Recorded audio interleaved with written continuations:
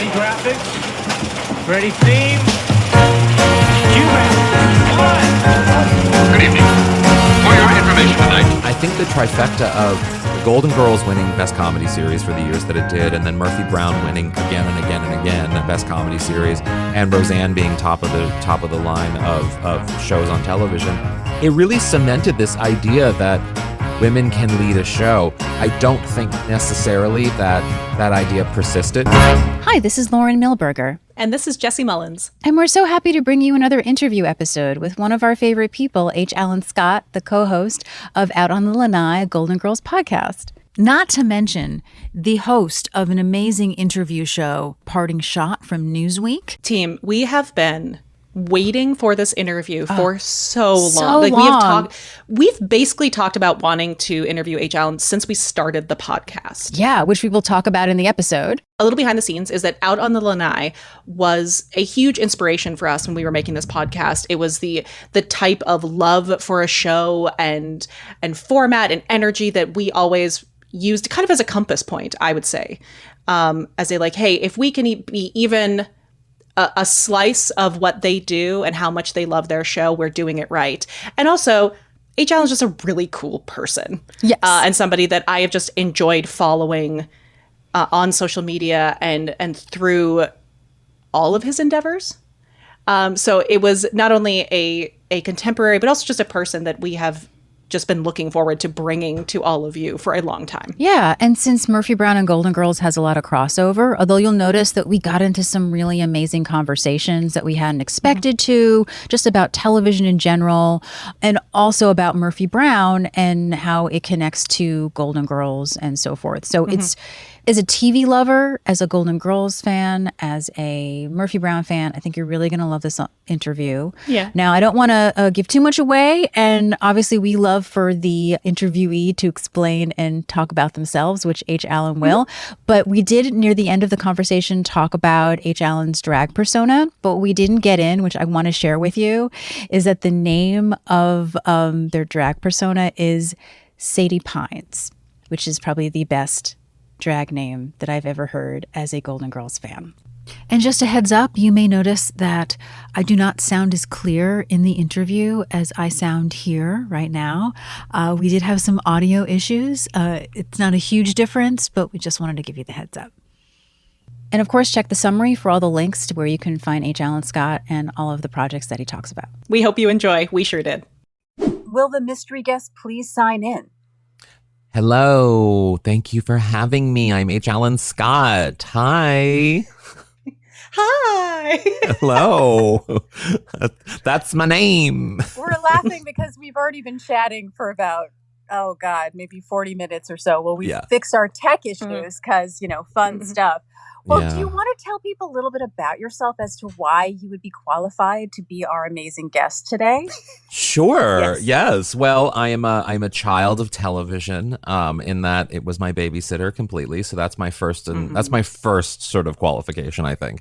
My second qualification is that I am a gay homosexual who watched a particular type of television as a child that only at the time middle-aged women were probably watching. That was more my area. So Murphy Brown definitely qualified for that as a child. I was watching 100%. That, listening to her talk about things that I had no idea what they were about, but yet I was just amazed by the 10-year-old me is just like, go Murphy. And then of course I grew up to be a performer, stand-up writer. And now I primarily work in performing, obviously. But I write and I interview celebrities and people in television and film and talk about television and film. And I have a Golden Girls podcast, which is pretty popular. And so there's a lot of television love happening on that front. And then also my other podcast with Newsweek, Parting Shot, which is where I do a lot of my culture interviews and stuff. So I'm certainly qualified to talk about television. Indeed. I think my first exposure to you was via Golden Girls, via Out on the Lanai. Yeah.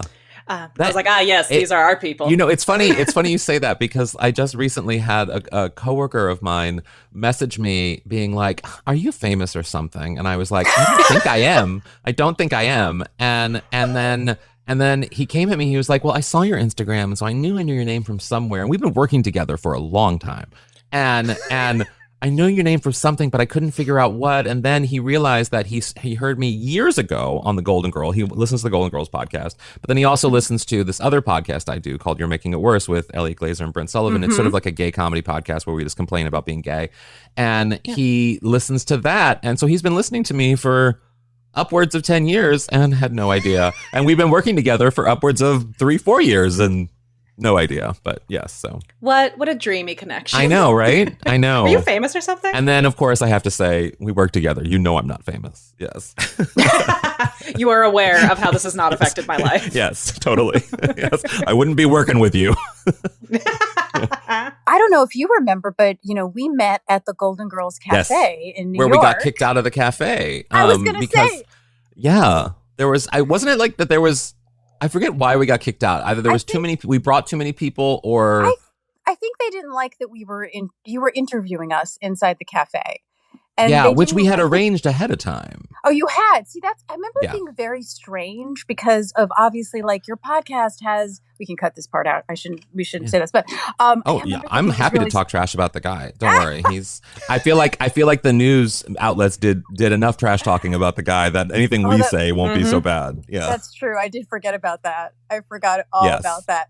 But the cafe was very cool. There's actually some Murphy Brown memorabilia there. Crossover with many people, but particularly Rue McClanahan. I remember turning to you and going, I'm thinking with a friend of doing a Murphy Brown podcast because you were having so much fun, the two of you, that it just seemed like I would love to do a show where I'm not doing any research, which is of course a joke because we do research, but we do so much research. So it was I wanted to talk about my favorite sitcom, and I thought, well, for me, my Golden Girls, even though I love Golden Girls, is Murphy Brown. So you're kind of the reason that we're doing this in a way. Oh, I love that. I had no idea about that. That's wonderful. All that day. I mean, yes, I remember meeting you that day, but I also just remember getting kicked out of there, and then months later reading the news about the guy and all of the drama that he got into with accusations and stuff. So I had actually forgotten about that completely. So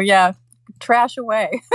yeah. I mean, we did it recently on the Golden Girls podcast where someone brought it up, and I was like, oh yeah, he didn't like me at all because I had arranged initially to. I told him we were coming, and I told him there was also some camera person from some place that was going to be there as well, and I told him all of these things. Yes, Yahoo News. Yeah. And I told him all these things, and he was like, great, all these things, and then day of, I don't think he liked it. Yeah, I remember we had to finish the interview on the sidewalk in front. Yeah, and then we all went to a gay bar somewhere as well. I remember that too. I didn't get to go because my nephew had just been born, and so it was the day that I was going to be able to meet him, and so it was sort of my compromise. Priorities. Yeah, exactly. That's important. So I got so two things were born that day: your nephew and this podcast. And you know what? His name is Miles. Oh, wonderful! Was that intentional or no? It was not intentional at all. That's definitely one of the peak names I would choose. Although I will say Corky would have been a great name as well. Oh, so good. I mean, think about it. Little boy running around named Corky. I'm here for it. So cute. That would be very, very cute. So, tell us your origin story of watching Murphy Brown. Yeah, I mean, I remember as a kid just being obsessed with it. I don't remember the first time I started watching it, but I do remember that my dad hated President George H.W. Bush and hated. And he was this German man who would yell at lots of things, but he would particularly yell about Republicans. And when Murphy Brown, he didn't watch Murphy Brown, but I had been watching when the whole oh God, who was the vice president? Now I'm blanking on the vice president. Dan Quayle, thank you. And Dan Quayle, when all of the episodes were happening with Dan Quayle, it was like my worlds were coming together. Because here I was probably, how old would I have been? I probably was 8 when that was all happening. And I just heard the name Dan Quayle, and I heard the stuff Murphy Brown was talking about and all the stuff in the news and all of the things. And then I hear my dad yelling about Republicans. And so it's all sort of and so that's really when my Murphy Brown sort of I felt like I was clued into something bigger than just a TV show. You know what I mean? That I felt like I was I felt mature for a young child to understand these connections of, you know, the outside Republic or outside political world and the impact that it's having on this television show that I just think is funny. And I just want to hang out at Murphy Brown's house and, you know, paint things or whatever. Like, that's all I wanted to do. Or like be in the newsroom and have a camera and like do the gotcha questions and stuff. Like, that's the sort of stuff I loved, and I was getting off on watching it. But as I got older, of course, I then watched the show in reruns, and then I just became sort of like a constant staple of like, I think my intellect in a way, and my growing intellect of understanding certain references that she was making on the show that when I was a kid, I definitely didn't understand. But then as I got older and I went to college and all the things, I was like, oh, Murphy Brown. Oh, that was something that I haven't on Murphy Brown. They talked about on Murphy Brown or whatever it was. And so it helped. I think it really helped my education in a lot of ways too. Oh, agreed. Same here. And Frasier also, like certain shows Frasier that too. were sort of above. I came to Frasier late, though. I will say I didn't start watching. Yeah, I Frasier didn't was watch big for me. Frasier when it was on television. I watched Frasier after, and my cat is named Frasier after Frasier, but only because I remember I moved to Los Angeles and I had my life happening, and I moved into this apartment and I started watching Frasier, and then I adopted my cat, who at the time was named Dan after Roseanne and Dan on Roseanne. Oh. And I had named him Dan. I did intentionally name him Dan because I adopted both he and his sister, so it was Roseanne and Dan. But then the sister didn't work out because she didn't really like boys too much, so we had to like put her in another home. And then so it was just Dan, but he couldn't just be Dan. You can't have Dan without Roseanne. So then I was watching Frasier, and Frasier was really getting up on the television, like inspecting Frasier Crane, like looking at Frasier Crane, and I just thought, he's a black and white cat, tuxedo. Like, I mean, he's Frasier. He's basically Frasier. So that's how he got Frasier. Oh, that's great. Fancy. Yeah, I definitely was a similar child where I was a Murphy Brown and Frasier girl. I'm not even sure if my parents watched Cheers. I know we watched like Taxi and that kind of stuff, but I'm not sure that we watched Cheers. I remember watching Frasier so much and being this child who watched highbrow, very adult intellectual comedies, and I loved it. I loved being invited to that humor, even though I had no idea what was going on half the time. It was nice to be allowed to be with the adults in the room. I can agree with that. I remember that's how I was. Frasier was not a thing as a kid, but I remember watching like ER with my family and feeling like, oh, wow, I am an adult. Here I am watching this medical drama and I'm understanding things. And I'm just like, I'm just so much of an adult. I famously was a huge fan of Northern Exposure. I love Northern Exposure too. Even though the primary draw for me when it first started was because I spent half my life in Alaska, and I screamed with joy every time the moose came out in the credits. But then eventually I claimed it's because I got the humor the whole time. Yeah, of course. Yeah. Love that moose. Yeah. And I think it also brings conversation, right? Because if you're watching with your family, you can, look over or ask later, hey, what was that reference? I don't really quite understand that, and have it explained. And actually recently someone on the Instagram said that the pot episode in the last season, the 10th season of Murphy Brown, started a discussion between her and her mother as to what it was, what marijuana was, and why Murphy had to take it for cancer. Interesting. And I thought, oh, wow, that's so great. Yeah, I mean, that is wonderful. A lot of people do focus on that season because it helped a lot of women get mammograms. Yeah. Important. Very important. Yeah, very much so. So I have to know something we talk about a lot. Do you have a member of the gang that's like choose your fighter? Yeah. Like who's your gang? I mean, obviously we all want to pick Murphy, but I would say of the rest of the gang. Yeah, I don't think I would pick Murphy. I don't think Murphy and I would get along. I don't think Murphy would be impressed by me. I think Murphy would be annoyed by me. I think Same. I don't think Murphy would like me at all. I would like Murphy, and because I tend to like really complicated people who aren't always likable, and I don't think Murphy Brown is necessarily likable. And I like likable characters, if that makes sense. Yeah, and so and so I don't think Murphy would like me because I also especially feel like when women are allowed to be unlikable. Yeah, yes, because oftentimes they're not allowed to be, or they either are just that and they can't be any way likable, or they have to be super super super unlikable. So So and I think I know I'm unlikable as well. And so I just know that about myself.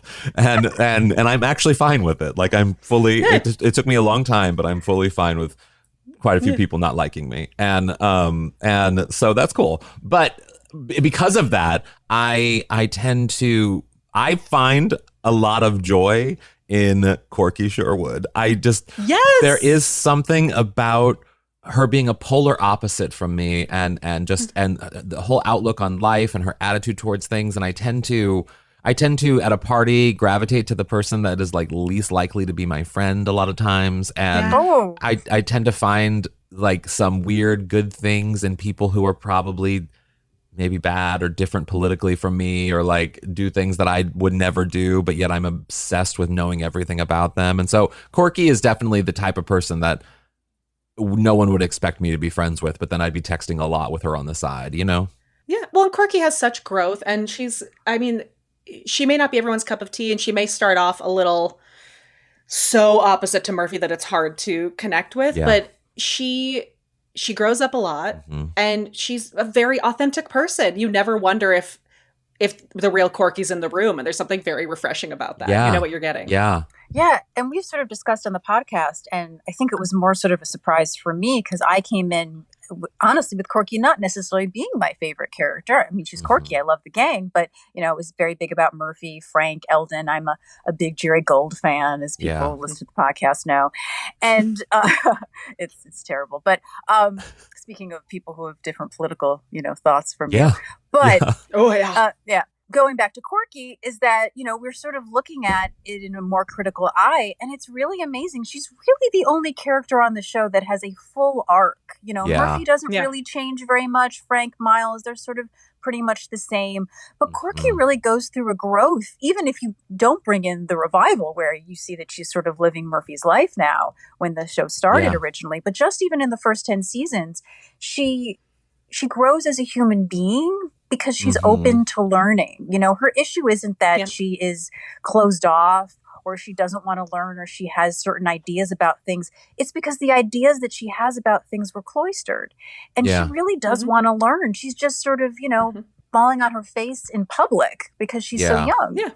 And she's also willing to fall on her face, which is such a brave thing. Well, and also, I mean, to me, I always have thought that, like, yeah, of course, Murphy Brown is a feminist, but I also have always thought that, like, Corky is a feminist in her own way, because she is in an industry, and she's moving into an industry where, to be that type of woman, you're not allowed to be that focused on beauty and glamour and the things that, like, that level of the lane she's in. The women in that lane are saying, no, you have to be serious. You have to interview these people, and you have to be this kind of journalist, and you have to focus on these kind of stories. And Corky's just kind of like, well, can a feminist also like these things as well? And I think that's a really bold statement that you don't see a lot on television, even. It's pigeonholing women into being, you either have to be super Gloria Steinem feminist, and that is the type of feminist you have to be, or nothing else. And Corky was kind of like, well, I'm going to be that, but I'm also going to like pink.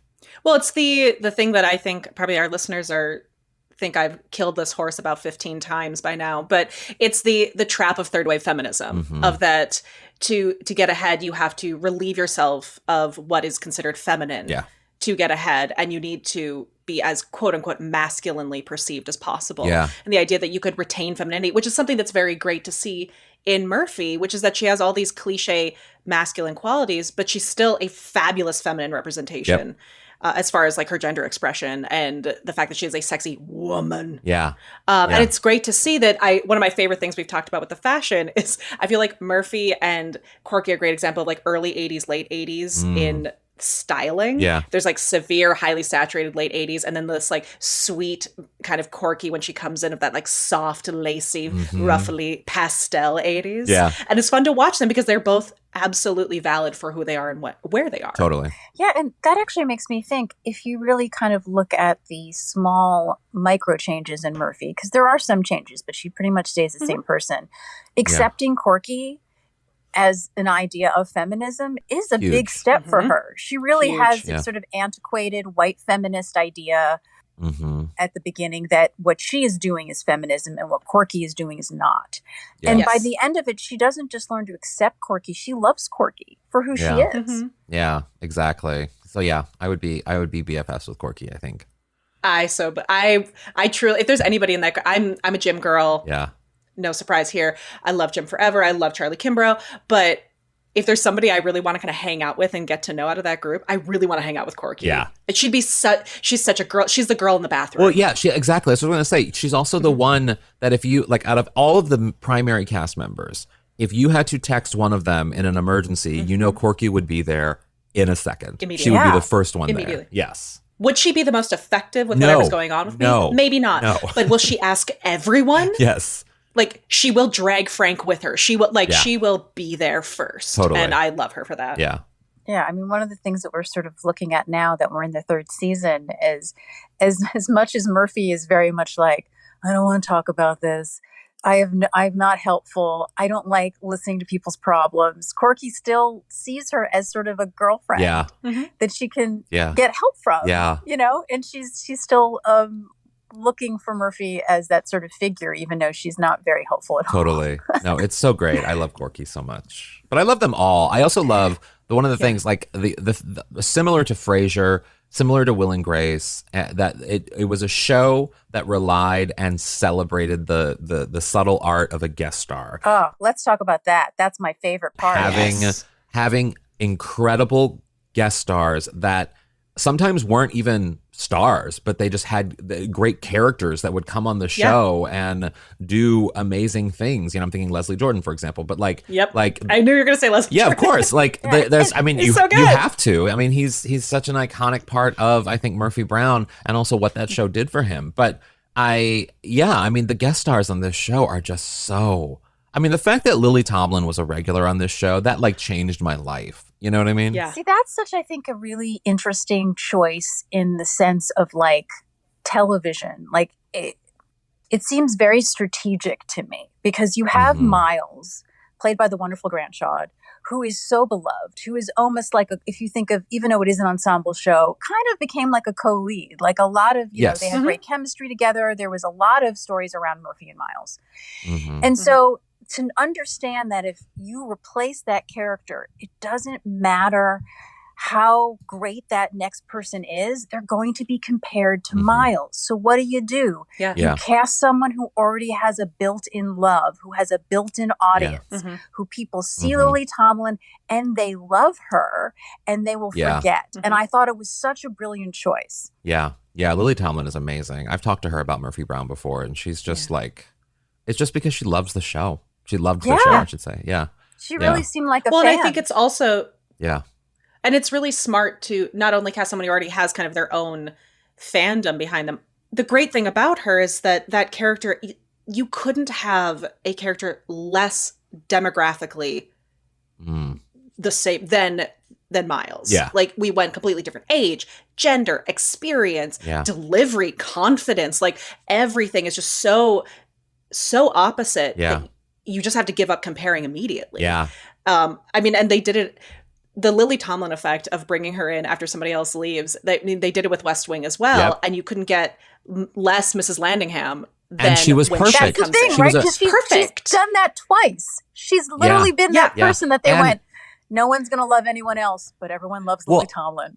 And the whole reason why, it's sort of like the whole reason why she even did that, I mean, and she said this too, is that she was just a fan of the show and she offered herself up, and that was it. Like, there was no, what a gift. And that's the crazy thing, is that like, it almost isn't the show's decision. It's Lily Tomlin's decision to say, well, yes, that is true. I'll come in and do this. That choice. Yeah. And in a weird way, it just works. So maybe it's Lily Tomlin's genius in doing this, and it isn't the creative genius of the show. I don't know.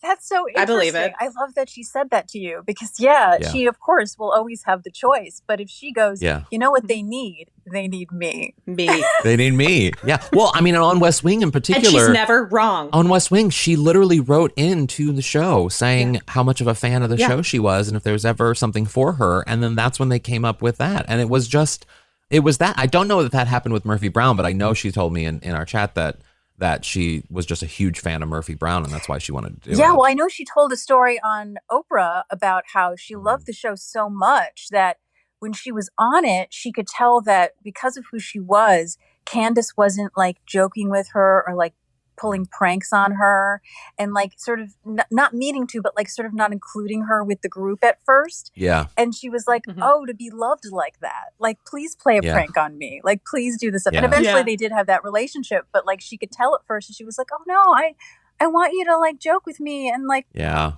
make me think that that someone's sending me love notes or something.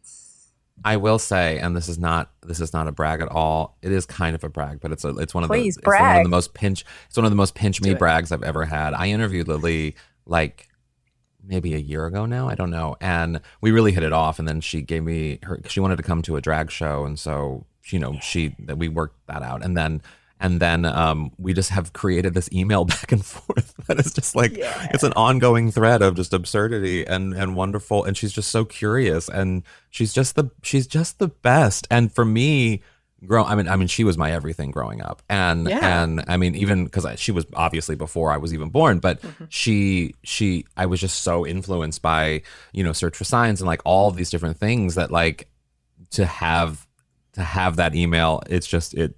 I hope I never get blocked out of my account. Oh my gosh. You have backups on backups. I do. I was gonna say I know like Signs of Intelligent Life was so important to me as a young creator. Same. And the writing and there isn't something for me, so I'm gonna create it energy and bravery to just like put yourself out there and be weird. Yeah. And I think that lends to this idea of like Corky is an authentic creature. I think that's why Lily Tomlin has this ability to just swoop in and pick up, fill a gap that was left by something so beloved. Is that Lily Tomlin's not trying to replace anything. No, she's just being her. Yeah, she's just showing herself, up, and that authenticity, that type of performance it's addictive. You can't. Well, it also speaks to the writing of the show too. The writing of the show likens itself to spontaneity and change, and like and it doesn't feel like a massive change, and it doesn't feel like a lot's being, you're getting someone replaced. It just feels like an organic addition. Yeah. And then I think the final season of the original run, the 10th season, they started to realize, oh, well, we have Lily Tomlin. Let's let her be Lily Tomlin. And then you see her being able to, pretend to be different characters, and she's undercover. And they bring in, I think, and I forget the character's name, but the male character that she plays, sort of lounge singer character. They definitely bring him in, probably by a different name, but still, you sort of go, oh yeah, if you have Lily Tomlin, like let her be Lily Tomlin.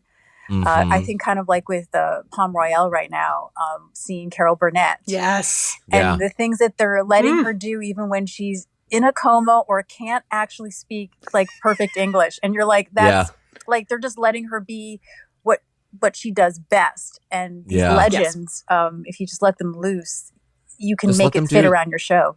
Yeah, exactly. And it's so funny you only benefit. You brought up Palm Royale, because the reason why I had to have you guys do this an hour earlier or whenever we do earlier, because later tonight I'm doing a Palm Royale inspired look for a show that I'm doing. So it's like, shut up. So I was like, I need the day to get ready.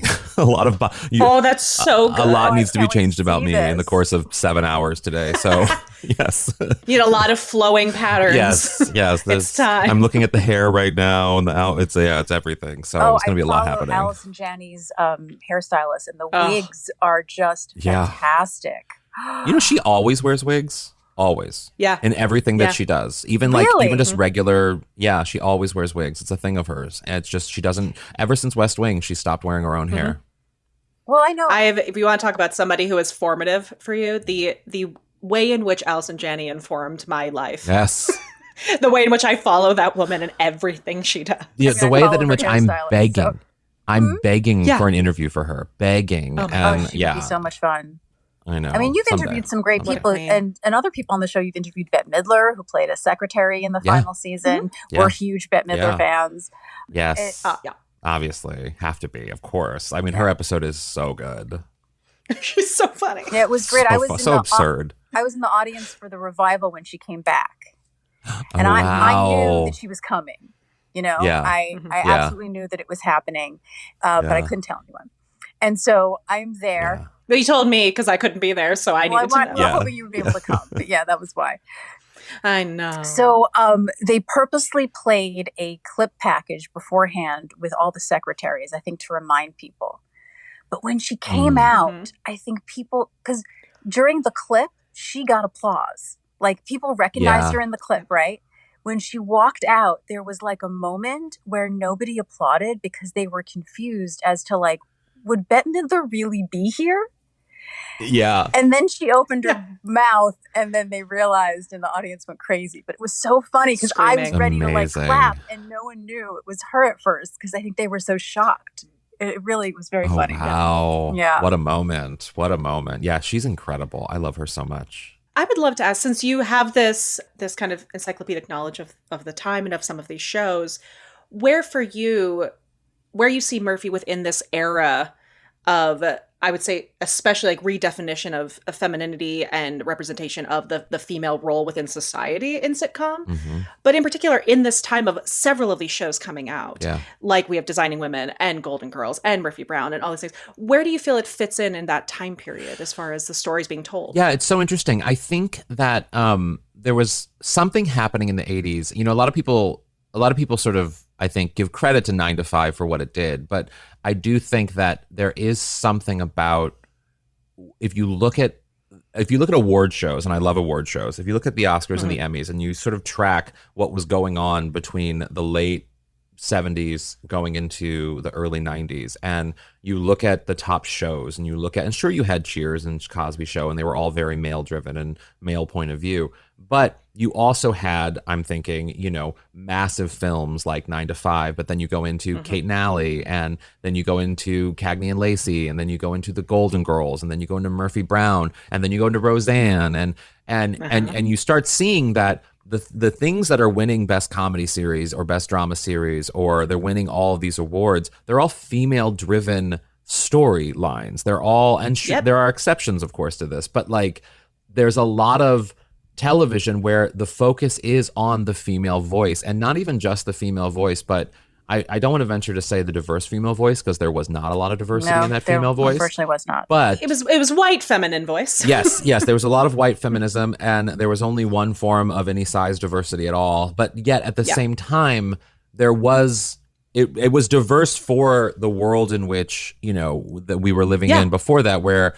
every show, the female lead had to be the wife of somebody, or had to be the whatever. Or it was Three's Company. Yeah, exactly. It had to be the adjacent to, and even on Three's Company, it had to be, the story was that the guy moved in, or so like there's always sort of the male point of view that's hidden even in the female storylines. And with these shows, it didn't exist. That didn't exist. So I think the trifecta of the Golden Girls winning Best Comedy Series for the years that it did, and then Murphy Brown winning again and again and again Best Comedy Series, and Roseanne being top of the line of shows on television, it really cemented this idea that women can lead a show. I don't think necessarily that idea persisted, because I feel like we got back to the sexist ways of sort of male-driven comedy. I'm thinking Home Improvement. I'm thinking of a lot of 90s shows, and we lost it. But I do think that there was an impact at that time. And even now, I don't know. I mean, I'm thinking Abbott Elementary is a great example of a show that is diverse and also has a female lead, and a authentically diverse female cast in general, but a female lead. Yeah. But yeah, it's interesting. It's an interesting time to think about, like, the level of the female voices that were on television at the time, and how much we don't have that today. Yeah. Yes. Yeah. And speaking of female voices, since you are the co-host of a Golden Girls podcast, which it's always so amazing to me, the range of the Golden Girls now. It doesn't surprise me. Like, this is what it should be. But the fact that these older women are on everything from dresses to party favors to mints, like, this show has to be the most popular sitcom in television history now. It just has to be. It's up there. Yeah. Oh, I mean, it's amazing to see. It's also a joke too. It's like, it's part of a joke as well. That I think its appeal is both the show, of course, but also that it's such an anomaly in television history for that show to even have worked. So the fact that, like, it's almost like a joke being like, yeah, I'm a 20-some-year-old guy who is wearing a B. Arthur shirt. I mean, you look at Ryan Reynolds in that, whatever that action movie was that he did, where he wore the B. Arthur shirt for most of the film. Was I don't know if it was a Marvel film. Oh, it was a Marvel film. Okay. I forget which one. Was that Green Lantern? No. He remember he got Deadpool? like, Oh, you mean Deadpool? Deadpool, yes, Deadpool. Yes. I forgot he wore that in Deadpool. I was like, wait, I guess it's Deadpool. Yeah, and well, he paid for it too. Yeah, it's now Marvel. You're right. Yes, that's why he had to pay. Thank God. He had to pay B. Arthur's estate in order to be able to use it, but he insisted on wearing that shirt, and that to me it just shows you that. I don't think Ryan Reynolds is necessarily a Golden Girls fan, but he gets the inside joke of Ryan Reynolds wearing a B. Arthur shirt from the Golden Girls, and that in and of itself shows that it's not even just a show anymore. It's a part of a cultural touch point that people can turn to be like, this is my humor, this is my point of view, this is my shtick. You know what I mean? Yeah. And it's bigger than that now. It always just marvels me and makes me so happy because I love it. And something that I noticed even more when, this was a while ago now, but when the show came on Hulu, I was like, I have to watch them all in order now. I watched, whenever I get a chance, of course, I watch them, but I don't think I've ever seen them in full order because I was too young. Yeah. So going through, I did it twice. Honestly, it was like my little nightly ritual is to see that there really is a crossover between the two shows. Now, I feel like you can probably help us with this more, but the people that I know off the top of my head is Jay Thomas plays the pizza director. That's a big one. He's those Jay Thomas and Joe. I was going to say, the most famous one is Joe Regabuto. Yeah. Because of who he plays. Do you want to maybe tell people who he plays if they aren't familiar? Yeah. So there's Becky number 1 and Becky number 2, Blanche's daughters. 2 different actresses played Becky number 1 and Becky number 2. The first Becky was Sean Sheps, a great person, friend of mine, and she's amazing. And people lovingly, they're not trying to be discriminatory when they say this, but they call her Fat Becky because the whole conceit of the episode is that Rebecca comes back to visit Blanche after years of separation because they had the massive falling out, and she's gained a lot of weight, and she's bringing this fiance home, and the fiance is played by Joe, and so he is a very bad man who makes fun of her, who abuses her verbally, who just puts her down, and there's this struggle between Blanche not wanting to further upset her daughter and have more years of lack of communication, but at the same time she's seeing this man be verbally abusive to her, and she doesn't know what to do because she doesn't want to get in the middle of it. But in the end, we all know that she gets in the middle of it, and that man is sent home packing. Yes, he is. And then she somehow disappears again for a few years and then comes back as a totally different and thinner person. And so Becky's an interesting character, but that episode, he definitely, I will say it was a struggle when I started watching Murphy Brown to see him every day because I hate that man. I can see. Yeah. I can see it that way because he's so good in it and he's so horrible to her. He's so horrible. It's wild how horrible he is. Like, he's an incredible actor. Yeah. And I don't think people fully, if they know him from Murphy Brown, they know he's great as a neurotic, funny character. Mm-hmm. But also, I think there's a lot of people don't understand comedy takes really good acting chops. Yeah. But seeing him in Golden Girls, you're like, oh. Yeah. Yeah. He's incredible. I hate Joe so much. I know. He is so good in the show. It's wild. It's wild. But of course, I ended up loving him. Roseanne, obviously. Or not Roseanne, Murphy Brown, excuse me. Yeah. Yeah. I have Roseanne in my head somehow. I don't know why. Well, we were talking about Roseanne a lot. Yeah. Talking about formerly Dan. Yes. Yeah. Yes. Other actor that I could find was the actor who plays Will Forrest. Yeah. Also plays, he's a doctor, Dr. Wilson, I believe. Yeah. But is there anyone else that you remember? There are like minor... Over?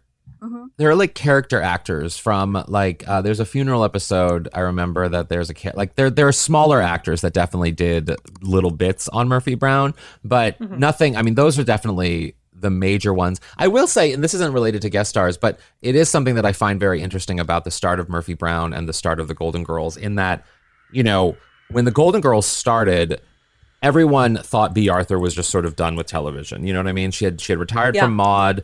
She was quote unquote older. She was not older, but she was older at that time. And all of these actresses had essentially stopped doing the shows that they were doing. You know what I mean? Mm-hmm. Like Betty White had her heyday on Mary Tyler Moore show, and she was older. So it's like she would naturally start retiring because she was, I think, in her 60s at that point.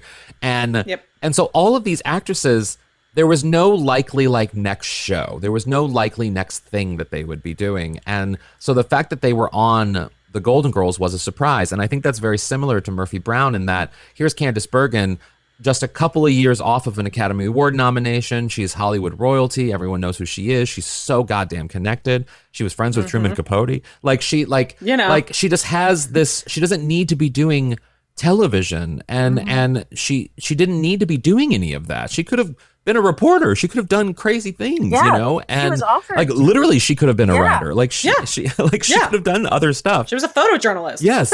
And so the fact that she's doing a television show, I think similarly to the Golden Girls, was a bit of a surprise for people because they were like, is this going to work with this person who is not connected in this world or this television world at all? Same with the Golden Girls.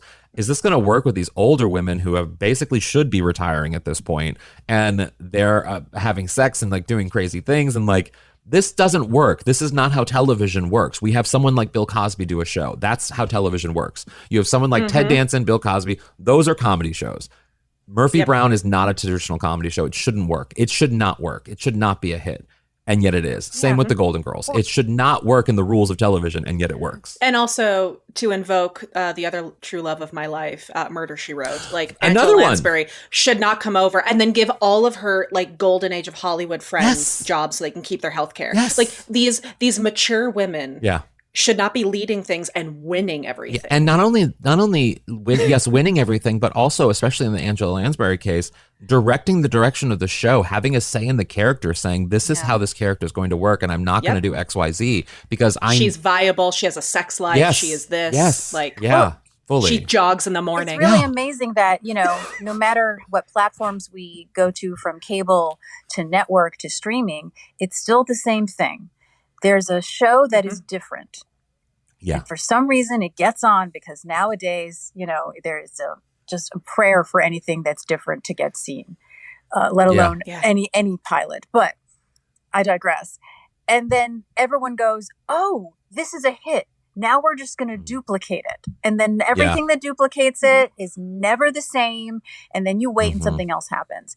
And there's just never taking a chance on things the way that there should be, considering, human nature, we don't learn. But that's such a great example of those shows. But it's also often, I think Abbott Elementary is a great example of this in that, they gave it a chance because it was a no-loss game. Sure, they'd spend a little bit of money on a pilot for a show about some Philadelphia school teachers led by an unknown talent from BuzzFeed, who is the creator star of this show. And they're just sort of like, yeah, let's put some other people who people will recognize, like Sheryl Lee Ralph. I mean, they know her, but they don't know her. You know what I mean? And they know Lisa Ann Walt. Like, they know these people, but they don't know them. And it's not like they even probably put too much money behind it in the beginning. They were just sort of like, it's a network sitcom. It'll fill a void that we lost from these other ABC shows that went off the air, and it'll maybe last a couple of years and no big deal. And again, just another example of, it doesn't matter that it's different because we only need it to fill. And then all of a sudden it becomes a massive game-changing hit that defines sort of how network television shows can actually be made on television now, and what they can, and the power of them. And I think it also shows how starved we all are for that kind of comedy, because it's really still kind of the only really game in town when it comes to that kind of network comedy. I mean, sure, it's not a multi-camera, that's a whole other thing, but it has sort of that sense of sort of the kind of classic comedy that people are really just begging for.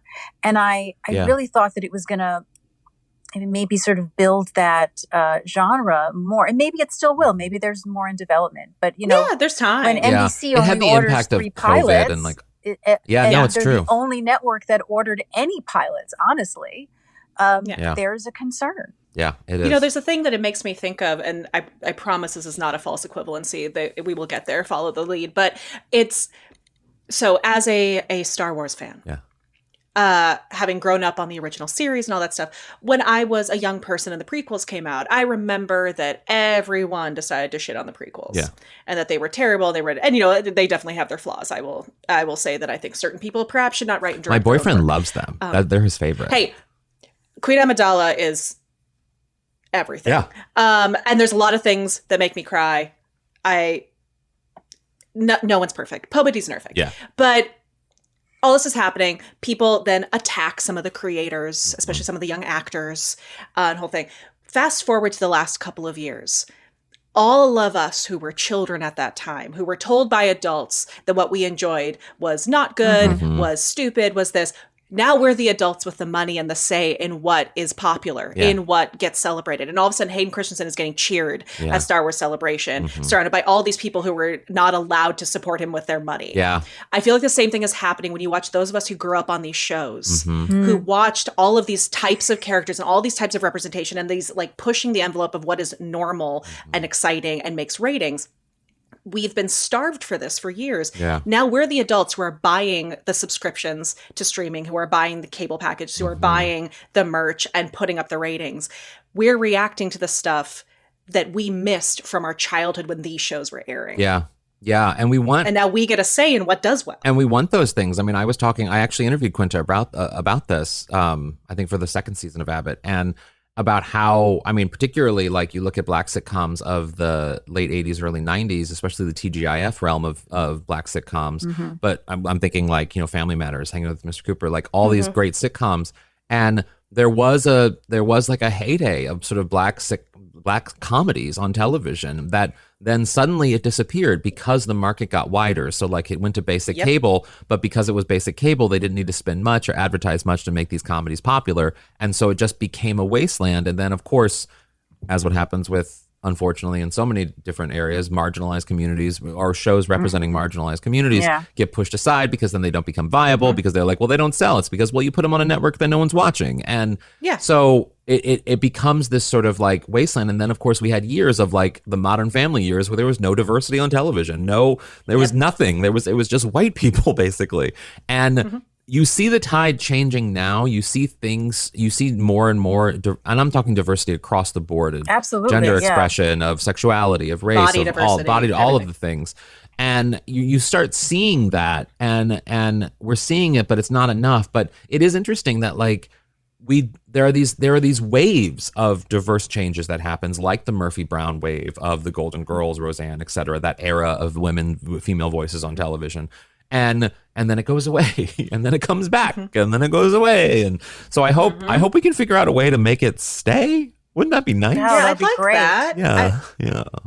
I'd love to get, I would love to create I would say a mirror version of the old studio deals. Yes. But not for the people who normally got the studio deals. Yes. I would like Quinta to just get a studio deal and just be set. Which she got it. And for a while. And Mindy Kaling's another great example of this. A real powerhouse who took, her smarts from The Office and then really blew it into something that she's buying and selling shows, and she's making stars of younger talent, diverse talent. And so it's happening. It just needs to be happening more. Yeah, absolutely. One of my favorite things. This is not, like I said before, I'm a big award show person. And one of my absolute favorite one of my favorite moments in award show history is when Candice Bergen basically was like, I'm winning too many Emmys. Oh, yes. I need to stop. I need you to stop nominating me and giving me Emmys because it just keeps happening. And I loved that Helen Hunt was always the one who everyone thought, for Mad About You, was always the one that everyone thought, well, she should, if Candice Bergen isn't winning, Helen Hunt's going to win. And everyone knew that, And the year that Candice Bergen took her name out of consideration for Best Actress in a Comedy Series, and Helen Hunt, of course, won for Mad About You, and she thanked Candice Bergen. Yes. For which, to me, is one of my favorite moments in Hollywood history, because it's just so like, I mean, first off, the balls on Candice Bergen to be like, enough. I've done this. You've given me. I think she had won 4 by that point or something. Like please stop. 5. Yeah, it was just so much, and it was continuous. That was the issue too. It was like, I think it was. Should have my stats in front of me, but I think it was 5 in 6 years or 5 in like 7 years. Like it was only like 2 years she didn't win. And Roseanne was one of those years, and I forget the other one. But it's I do believe, and I may be wrong because I don't have it in front of me, but I do believe that Candice Bergen even said in an article, Helen Hunt needs to win this. Like even she was like, This isn't fair. Like, it's just not fair. Mad About You was incredible. It was just the timing of having these incredible female performances at the same time. I feel like that acceptance is the positive, like, fraternal twin to Julie Andrews thanking Jack Warner. Yes. You know, it's like, this is the positive women loving women winning. Yeah. To her just saying, thank you for, you made this all possible. Yeah. But then, of course, we went in a direction where then only Helen Hunt won Emmys for years and years. And so they love doing that, where it's just like, okay, you're the one that wins everything. And I do think there's a problem in the system there, in that Candice Bergen, of course, deserved every single Emmy she ever won. But it's also like, you know, like, it's weird that Roseanne took years and years for her to win an Emmy. You know what I mean? Where it's like, she's creating the most watched female sitcom on television. I think it was even higher than Murphy Brown some years. Yes, I don't even know. I think so. Yeah. It always beat Murphy Brown. It was number one from the beginning. We've actually chronicled this on the show, because it is interesting in that sense, where, like, it was always number one. It was always beating Murphy Brown until you get sort of, you know, the pregnancy and Dan Quayle, and then it sort of becomes a little neck and neck, because more people are familiar with the show. Also, them winning the Emmy for best comedy in the second season gets a bump into the third season. So there's also wins just a few for best comedy series, right? It won a few. They did.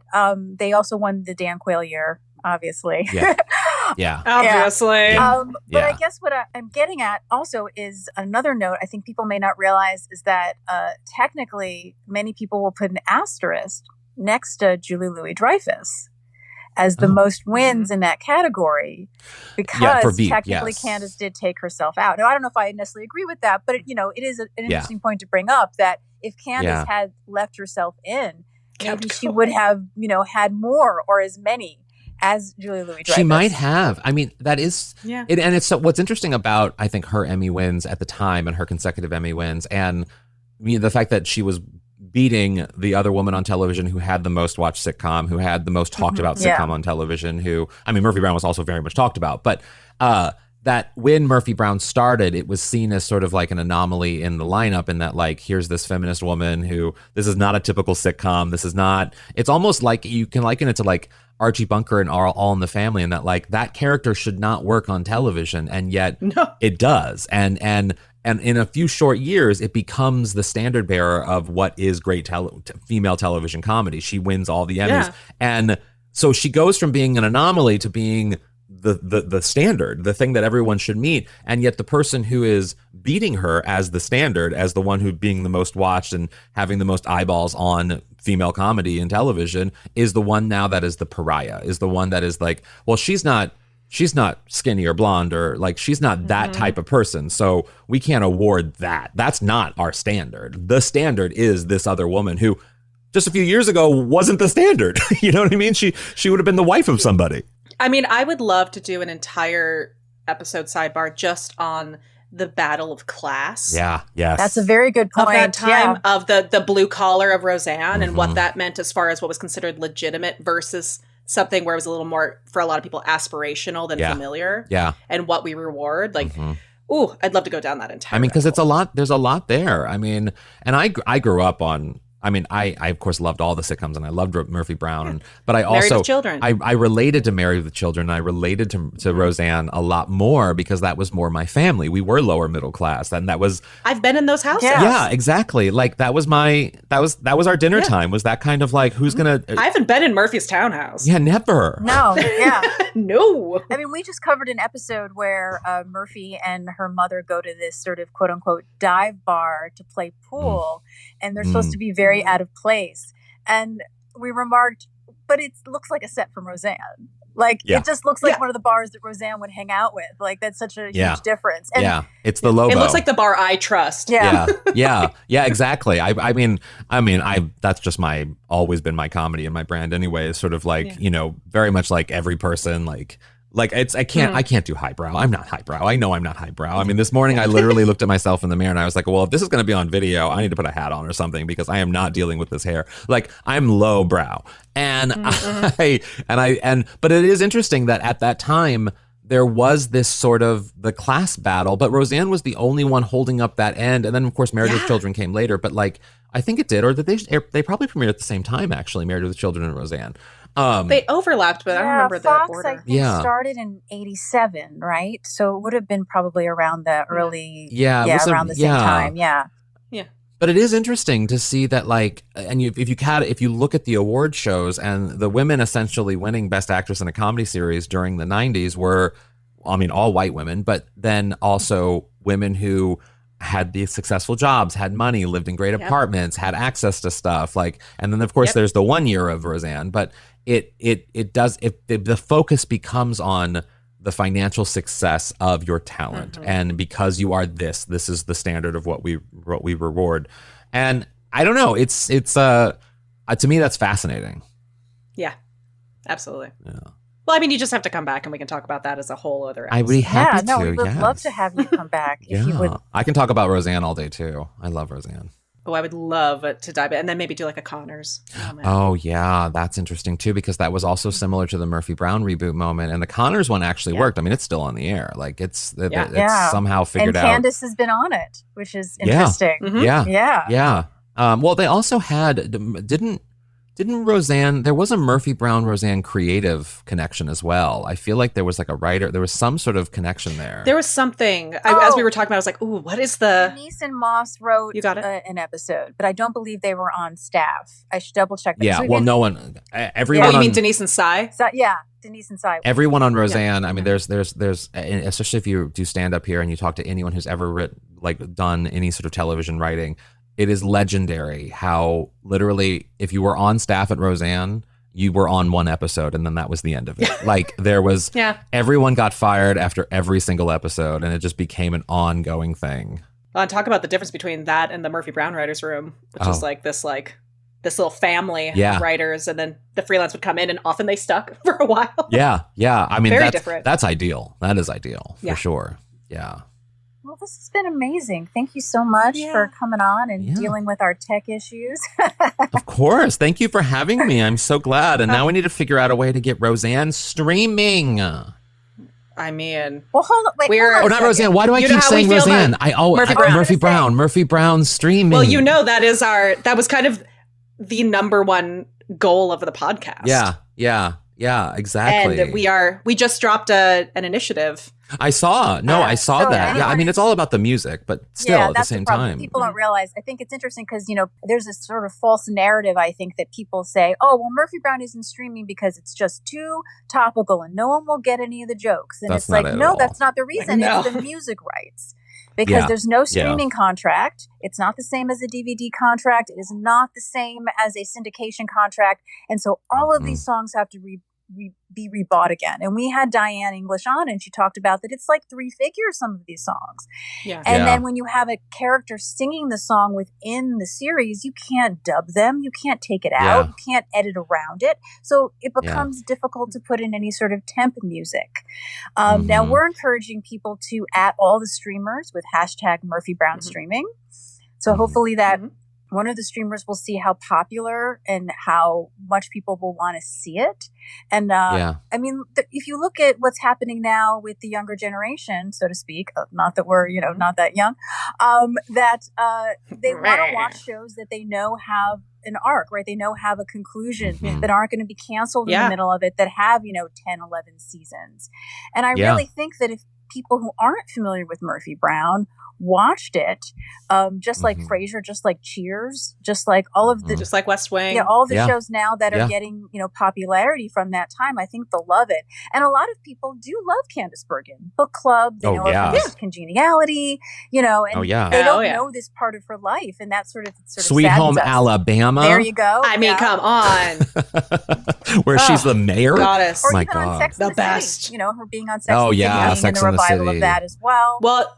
The fact that they, in the revival, and Just Like That, I remember I wrote a whole thing about it because I was just like, only Candice Bergen could do a scene where they have a penis on a phone and she and that's the shot. And I just want to know what that day was like. And Candice Bergen probably is all game for it. I mean, she's filthy. Yeah. But, yeah. But wow. Candice Bergen. That was I love her so much. Very memorable scene, I have to say. Yeah. Yeah. Oh, so then the good. actor in me is like, did they do auditions for this? Is this extra casting? What? Oh, I think there's a whole thing where you can like buy. There's Oh, of course you can. there are penis actors. I'm so Where naive. like, I'm so naive. Of course you can. where you buy. There's a whole thing. I Stock actually had a friend who photography? It's did. just stock I had a photography friend. for No, dicks? I have a friend who is one of them. He does that. That's what he does. It's just being a stand-in. Yeah. It's just stand-in work. Yeah. Hey, whatever gets you to pay your rent. Our Totally body's cool with beautiful. that. Yeah, I know. Get paid. I love it. Get paid if you can. Yeah, totally. Oh, love it. Totally. What a way to end the podcast. On that extremely highbrow note. Yes. Good for Where us. can people find you? We hit our brand so hard Where with can that people- one. Yes, where can people find you? People can find me everywhere at H. Allen Scott, and you can listen to my celebrity interviews, The Parting Shot, and Golden Girls podcast, Out on the Lanai, and you can, all of the things.